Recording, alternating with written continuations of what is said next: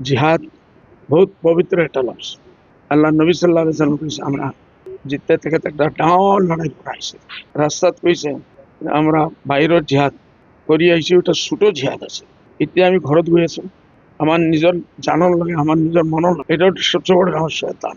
এটার লগে এটা লড়াই হবে, এটা হলো সবচেয়ে বড় জিহাদ। ওই লড়াই যুদ্ধ বড় না, আল্লাহ নবী বলেছেন এটা ভিতরে যাও, এটা হলো জিহাদ।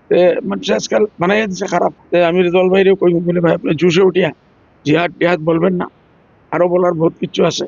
হ্যাঁ, আপনি একটা ভালো উদ্দেশ্য লই আইছেন, আর ভালো হিসেবে বাড়াই আইছে, আমরা ওয়েলকাম করি।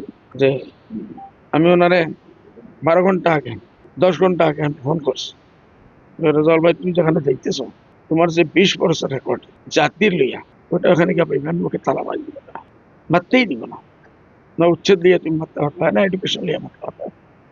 24 ঘন্টার ভিতরে ঘটনাই ঘটলো।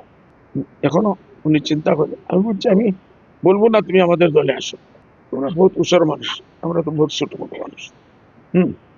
হইলে যে জায়গায় যাও, উনি আমার বলছে যদি হুজুর আপনার কথা আমি মানলাম, যদি আমি যাই চাইতেছি এখন দেখি, আর না হইলে লাগে না আমি বসে থাকুন, কোনো পলিটিক্স করবো না। আমি বলছি পলিটিক্স করার কোনো প্রয়োজন নাই, জাতির খেদমতের লাগে পলিটিক্স, যারা পলিটিক্স না করে জাতির খেদমত করছে তারা বেশ নাম নিয়েছে। পলিটিক্স তো গান্দা জিনিস, নাম আছে বদনামি আছে। ভাড়া আমার দোয়া ওনার সাথে আছে, উনি আমার ছোট ভাই। আর ওনার টেলিফোনে একটা রিংয়ে টোন আছে, জাতীয় কথা আছে, আমি ওনাকে এর থেকে বড় পাঠাইছি।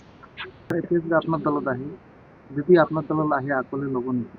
যদি আহে আহে তে দেখা দিব, এত তো আহা নাই না, 3 দিন 4 দিন হয়ে গেল, 3 দিন 4 দিন হয়ে গেল, তাহলে তো আহা নাই না।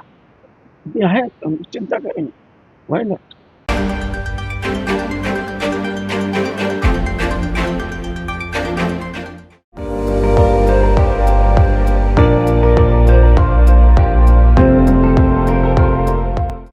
আপুনি চাই আছে ND24, সৰ্বশ্ৰেষ্ঠ নহয় সৰ্বোত্তমৰ দৌৰত।